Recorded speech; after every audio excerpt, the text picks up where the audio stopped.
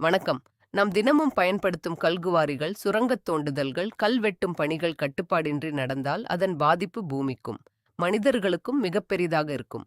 பூமியை தோண்டி அழிக்கப்படுகின்றன.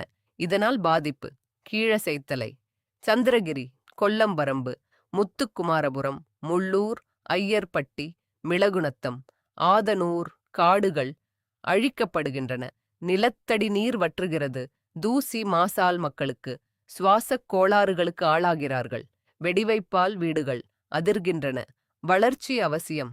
ஆனால் இயற்கையை அழித்து வரும் வளர்ச்சி நாளைய தலைமுறையின் வாழ்க்கையை கேள்விக்குறியாக்கும். எனவே கல்குவாரி பணிகள் சட்டப்படி, சுற்றுச்சூழல் பாதுகாப்புடன், மக்களின் நலனை முன்னிலைப்படுத்தி நடைபெற வேண்டும். பூமி நமக்கு மட்டும் சொந்தமல்ல, வருங்கால சந்ததியினருக்கும் சொந்தமானது. இயற்கையை காப்போம், பூமியை பாதுகாப்போம்.